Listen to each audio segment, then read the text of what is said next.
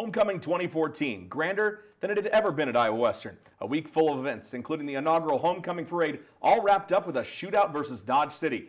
Would it be a back-and-forth battle, or would one team find the mark early? We'll find out coming up next. The Iowa Western Football Coaches Show is right here on the Reivers Sports Network and CBTV 17.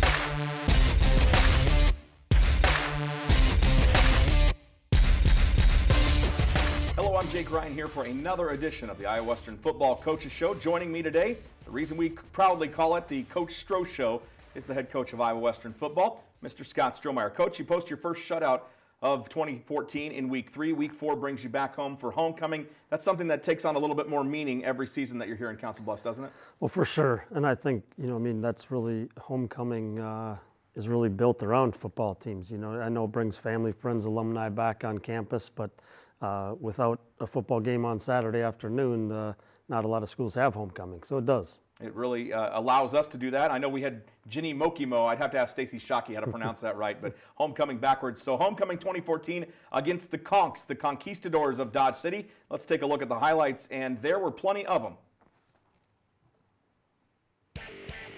Reivers come running out in that rally tunnel. A new touch that we've added this year, inviting the kids out. I hope that your daughters have been able to be part of that, Coach. I think they have. I don't think they made it to this one, but they were the one before. Ronald Nash takes the opening kickoff from Dylan Burkhardt, and a pretty good return for Ronald, and good to see him back running at what looked like full speed at least. It is. We're starting to get a little bit healthier. Speaking of running full speed, how about Tate Bender's second play from scrimmage? 67 yards for the touchdown. What did you see there, and what allowed that hole to open up for him? It was good to see that. When I seen the hole, we knew they were going to chase the bubbles, but it was a good call, and it was good to see them break through. Well, Dodge City marches back down on their own. They had a big tailback that started the game who was listed on their 2 deep at number 2, Mark Thompson, but he was a pretty durable back, and then another guy, William French, pretty speedy from the wide receiver spot. They have weapons there, knowing that it's going to be a good offensive team that we're playing. So, but our guys took a little bit of time to get them going. There's French inside the 10-yard line. Reivers up 7-0 at this point. And then it's the handoff to number 5, Mark Thompson. He gets a couple of tackles, and a couple of tackles just kind of bounce off him, and he runs straight up into the end zone to tie the game at 7. We didn't, didn't probably come out ready to go in that first drive. We made some mistakes, but it was good to see him bounce back. How about Rico Gafford here, deep in the end zone, brings it out. Maybe not an advised play, but it turns out okay for you. It does. You get it close to midfield, and good field position pretty much most of the day. And then Devon Pay, strong run there for the sophomore a week after he had a heck of a ball game. Yeah, it was good. We had to get it going and come back with a little play-action pass, and Tay hits Alex. Yep.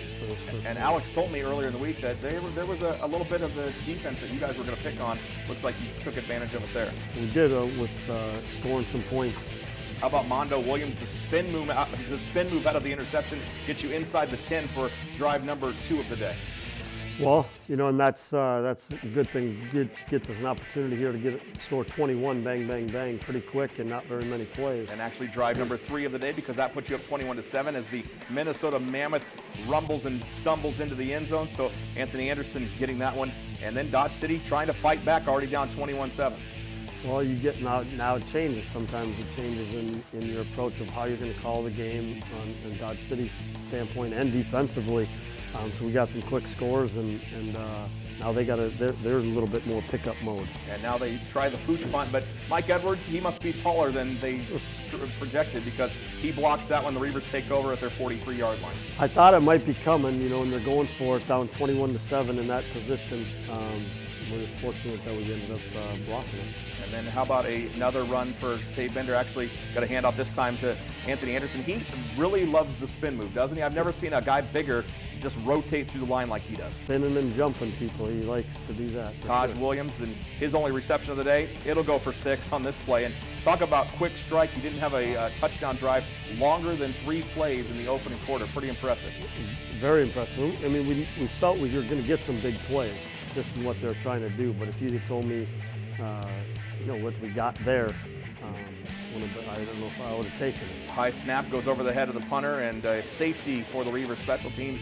You go up 30-7 at this point, and talk about a quick start. It just keeps landsliding, and you see finally they start to work it down. Christian Booker making the reception here and being brought down by the Reaver defense.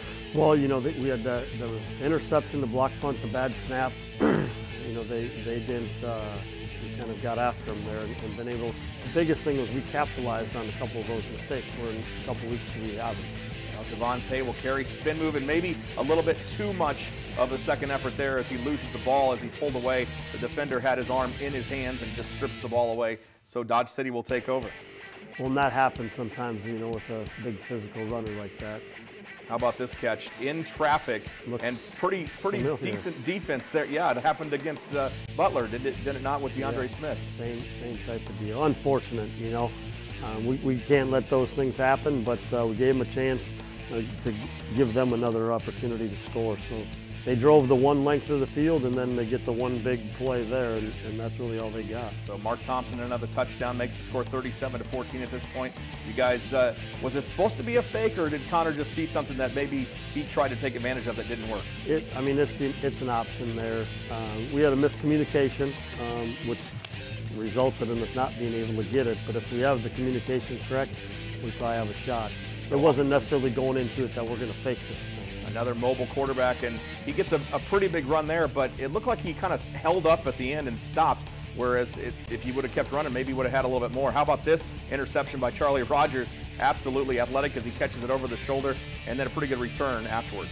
Again, good to see. You know, we get good field position. We're at the midfield again, starting on the offense. So when they were driving the ball a little bit, you get a big play, you can kill some of their momentum. Secondary has really come up big with some giant interceptions. You guys head into the half 37-14. Mondo Williams gets his 6th pick of the season, and you get a couple of others. That one there from Charlie Rogers. What did you think of the first half overall?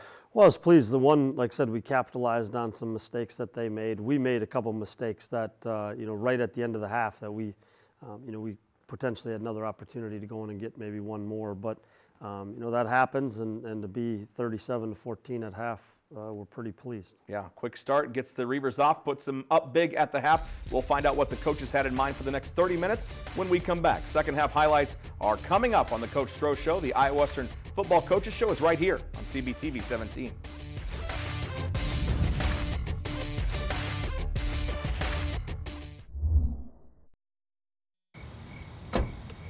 Thank you, dear. Well, you're very supple. It's like I was at your age. Back then, I was a sex expert. Used to call me the buttered biscuit. I know about birth control, too. So you can ask me anything, baby. Bedsider.org has birth control information and a lot more. And it's... Have you had sex in this car yet?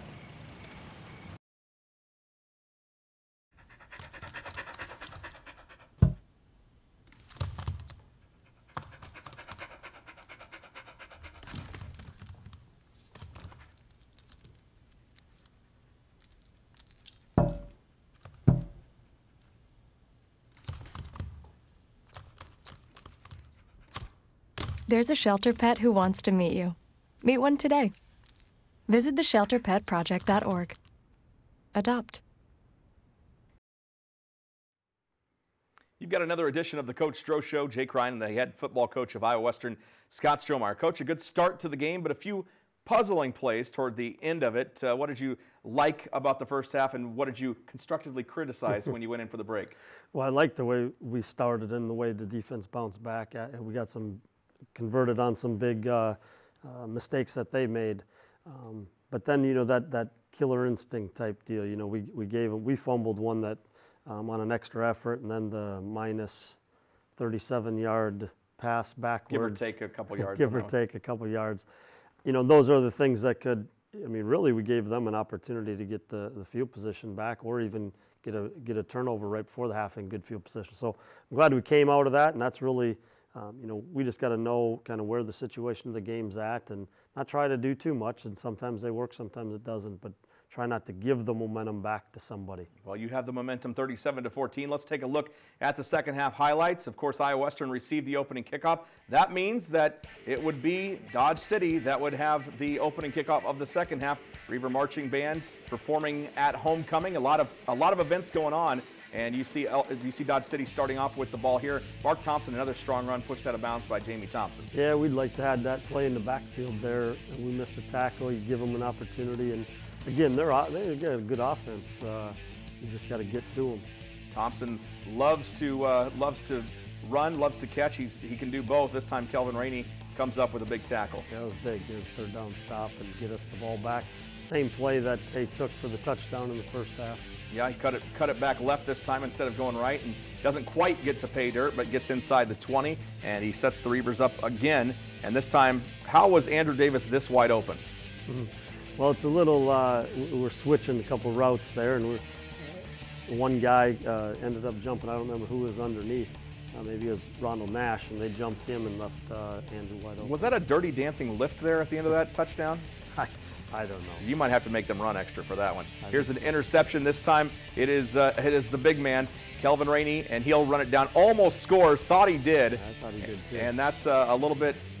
He gets up, and it's too bad that he didn't get in. Hand off to Anthony Anderson, and again that spin move at the line kind of blends him through there right across for the touchdown. We got to get him to lower his pads a little bit more and utilize that. But again, good conversion off of a turnover that really hurts an opponent when you turn it over and giving up points. Well, Mark Thompson apparently had enough, so they bring in another running back, Toma King. He'll carry, tackled by Anthony Brown on that play. Yeah, you know, now we're kind of in our groove here, and I felt coming in that we could wear them down, and when we got up on them early, I felt obviously a lot better than that we were going to wear them down. Lorenzo Pratt, good to see him into the ball game. Maybe a little bit of a late contact there on the helmet, but he came off and stayed in the game. I saw him come off briefly for a play. Yep. It was good. Like I said, it's good to see him back. Good to see Marshall Clark and getting a catch, and Zach Martin getting some time too there as well. So yep. big conversion there. So Marshall Clark, his first reception of the year, and then Zach Martin showing off some wheels. I didn't know he had it in him. You know, it's deceptive. He can do it. Definitely showed some things. He had 50-some yards rushing. Well, the first field goal attempt of the day by Danny Hamilton, no good. So that was with the wind. What happened on that one? He just shanked it? Yeah, I think he just pushed it. You know, like I told him afterwards, is sometimes you get in a little bit of a slump. You got to get out of it. We'll see hopefully later. He did get out of it. Mark Thompson on a couple of rushes, and they'll give the ball back to the Reivers after a 3-and-out. Steve Noki again will have to kick it away, and then the Reivers take over again. Martin putting it right into the belly of Anthony Anderson here, and not only can he go up the middle, he can go outside the tackles as well. Yeah, and he's carrying. I'm telling you, when he gets moving and can. And you're going to try to wrap him, you better bring more than one, because it's going to take a bunch to take you down. Big third down conversion here. Yep, again, the wheels of Zach Martin, which I honestly didn't think he had it in him, but he had a pretty good day rushing the ball. He did. Told him got to tuck that ball a little bit at the end there, but it was a huge third down conversion. This time he'll find Ronald Nash, and Nash goes nowhere, loses some yardage on the play, just sniffed it out from the beginning to Dodge City. Yeah, and we didn't block it correctly either, but just one of those things. So there's a catch by Charlie Miller, his only catch on the day, and then it's back to Dodge City, and they will again go to the ground game. They didn't pass as much as I thought they did. Low snap to Noki here, and it'll be end over end, and I believe catches a Reivers on the back, and somehow you get the ball back. I don't know how we got it back, but we got to do better. That's happened to us 2 times, I think, at Highland, and it's been close. We got to continue to work that when there's short punts, that we don't let it hit us. So you came out with the football, and then you go to work again. And again, Zach Martin, and he's just showing some elusiveness, finding the right lanes, using his blockers, and another nice run. He's a smart football player. I mean, he understands. And actually, it was supposed to be, it should have been a give based on his read key, but he's like, Coach, if I hand that thing off, we're a 2-yard loss. So at least I'm going to try to get it up in there. It's 3rd and 1. So well, it's a heady football player. It's hard to argue with him when he gets those kind of results. Here's a kick into the wind, and Danny nails it. That was huge. I mean, again, to get confidence back, He's missed a couple field goals, and one in this game, and I think one last game. So it's good to get him back on track. 42-yarder there, and then Mark Thompson back on the field. Pretty good return, and just a good-sized running back out there for Dodge City. Yeah, and we're putting guys in positions that maybe haven't done it a lot, later in the game, and see they get a nice return. But we got to spend a little bit more time with some of our 2s and 3s. Jeff George making the reception there again. Pitch out to Mark Thompson, and Thompson really had a rough day as the game went on because the defensive line really just kind of stacked him up as the game went on. We did, and like I said, we wore them down, and we play with some depth, and these guys are fresh, these guys are hungry who are in here playing the game now, so it's good to see those guys making some plays. And again, the Reaver dark side just stifling the middle of the line, working the outside of it as well, and the Reivers get the ball back, and a couple of good, decent plays on this drive. For sure, that was, got Reed Bonner a catch there, and big first down. So then another handoff, and I believe, is that Bryce Litka? Is that Litka that was in the game? So you got plenty of guys into action. Now wearing those black jerseys kind of limits your personnel, doesn't it? It does. We don't have as many of them as we do the blue. So, but we got them all, as many as we could, into the game, and that's good to see. So Danny Hamilton misses the field goal with the wind, but hits 2 of them into the wind. Pretty good finish for him, and you win it 57-14. Again, you have a big lead at halftime, and we saw it numerous times last season. What is the thought process there going into halftime? You know you're up big. You know Dodge City has got a quick strike. Obviously, you're going to still get after it, but you've got to get some of those other guys in there, and you don't want to look like you're running up the score. Right. Well, and that's the thing. And when we started making some changes, we wanted to throw the football as long as you're not throwing it vertically down the field, and we still can run our stuff. We're still trying to get first downs, and that's the big thing. Got a lot of people some playing time, and which is good, which just builds depth for future if you need them, or just gain quality reps. So it was good to see. A lot of guys getting their first carries, first receptions. Dylan Miller, Ja'Kai Gregory. You saw Bryce Litka there. So a lot of guys getting in. And what color are you going to wear this week for First Responders Day? I don't know. I have to think about that one. Okay. Well, maybe what you can tell us when we come back. The guy that makes it all happen from the studio during the radio broadcast will join us. He also happens to be an IWTV student, Mr. Zach Harper-Blunt. We'll slide in and talk with our player of the game, wide receiver Alex Reed. The Stroh Show continues right after this.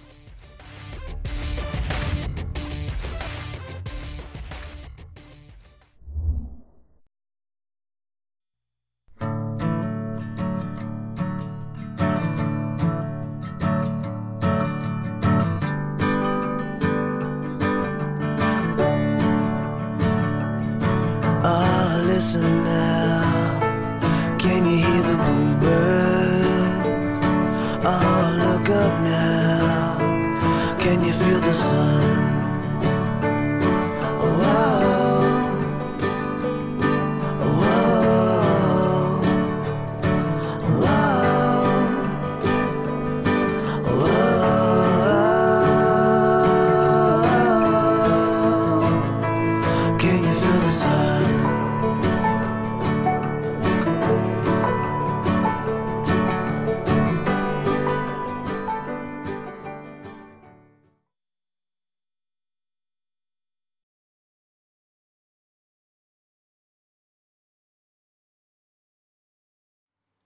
The Stroh Show continues here on CBTV 17. I'm IWTV student Zach Harper-Blunt, joined by sophomore wide receiver Alex Reed. Alex, welcome to the show.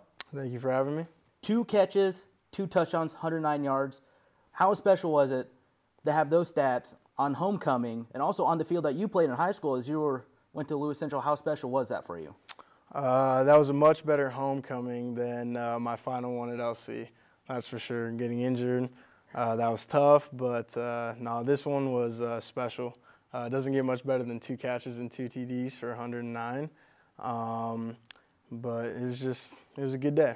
And as you just said, you got banged up your senior year at Lewis Central. Did that kind of change perspective on where you'd be going out of Lewis Central? Is that kind of a reason why you came to Iowa Western? That is one of the biggest reasons I came to Iowa Western. Iowa State and a couple other D1s were looking at me, and I broke my collarbone. And that was pretty much game over. But Coach Stroh came and talked to me at LC and let me know that I always had a second chance here, and I'm making the most of it. And this past week it was homecoming for the Reivers and also for Lewis Central. Have you been able to make it to any of your games at your alma mater? Yep, I did actually make it to the homecoming game where they beat TJ. That was fun to watch. Inner city games are always interesting. But yeah, I've been able to catch them a couple times. And this past week in homecoming, you were nominated for Mr. Iowa Western with a handful of other students here. How did you feel about being on the inaugural court? It just lets me know that I'm doing everything right. Taking care of my classes, making sure that I'm involved in the community. Without that stuff, you just don't get promoted for the inaugural homecoming court. You're kind of disappointed you weren't crowned Mr. Iowa Western? Well, that's all right. I didn't win it in high school. Looks like it was just not meant to be. You're crowned Mr. Reivers football at least. Well, yeah. I'd much rather have that. 4 games have already gone by in the season. Season gone by pretty quick for you, hasn't it? Yeah, it's, we take it week by week, and, Monday's kind of a relaxed day, getting all the soreness out from Saturday. Tuesday's your first day of prep, and then it just flies from there. Wednesday's hump day, Thursday's your last day of good work, and Friday you're getting ready to roll. Have you have any kind of worked out concrete plans going on after your career at Iowa Western? Nothing yet. For right now, I'm just focused on the here and now.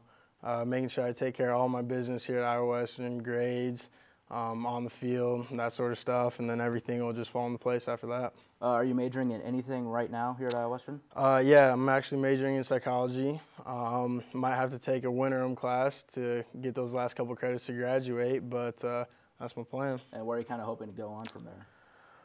Anywhere that'll give me some money, to be quite honest. I don't care if it's D2, D1, D1 AA, whatever it is. I just want to keep playing football. And something that you got for scholarship-wise was the Jackie Robinson Scholarship. How did that come about? Well, it was a scholarship for African-American athletes only who sustained a 3.5 or somewhere around their GPA. And, I thought, well, I might as well apply for it. Worst that happens, I don't get the money, but I did apply, and I did get that scholarship, and it was a big deal. Jackie Robinson, a pioneer in professional sports, and it just meant a lot to me that this foundation granted me with that scholarship. And something you mentioned just before we started recording is your next game against Ellsworth. There's a handful of guys that used to play for Iowa Western. What's kind of your thought going into that one? I don't know, it's a sticky situation because we had good relationships with them when they were here, but now, they go to the enemy, I guess, if you will, in Ellsworth. But, we're just looking to go take care of business. What happens on the field happens on the field, but at the end of the day, we just want to come away with that W. Alex, thank you once again for joining us here on the Coach Stroh Show. Thank you for having me. Coming up, Coach Stroh and Jake Ryan will be back to wrap things up here on CBTV 17.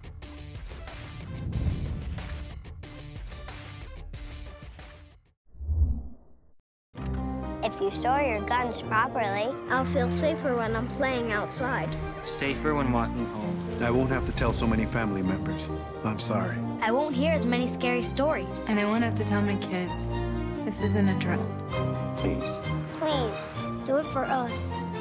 Your family, friends, and neighbors are all counting on you. Never let your gun get into the wrong hands. Remember, always, lock it up. Visit ncpc.org.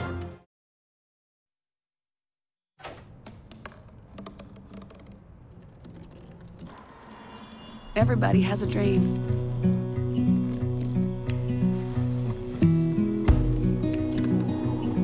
Mine was to see the ocean. And with a little help, I made it.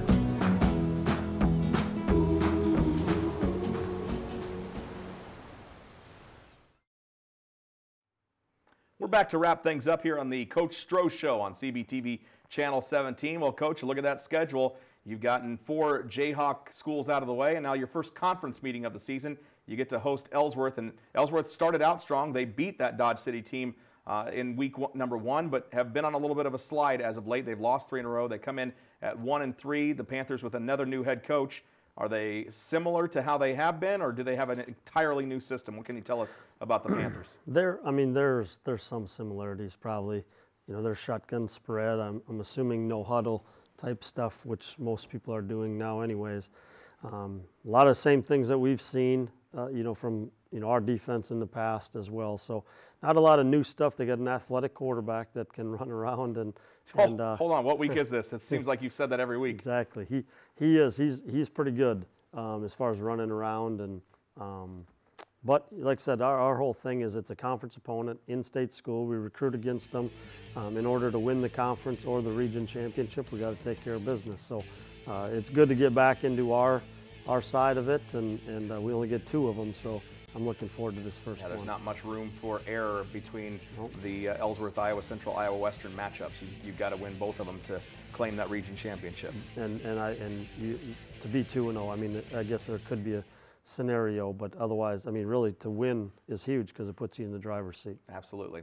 Well, that wraps up this week's edition of the Coach Stroh Show. Saturday's broadcast on 89.7 The River and 89.7theriver.com begins at 1:30 with our pregame show. Kickoff will be at 2:30 from Titan Stadium as the Reivers welcome the Panthers of Ellsworth into town. It is First Responders Day. That means all law enforcement, firefighters, EMTs will receive 2 free general admission tickets simply by showing their badge or credentials at the gate. You can grab those tickets just across from the main entrance on the West Stadium side. We'll have them there for you. And all of you students out there, there will be a student shuttle running before and after the game from the Student Center or Suites 2. They haven't decided quite yet. It'll return to Titan Stadium and back. Departure times from the Suites will be 1:15, 1:45, and 2:15, and then it'll run for 1 hour after the game. So we hope a lot of you take advantage of that, and we hope to see you there making a lot of noise for the Reivers on Saturday.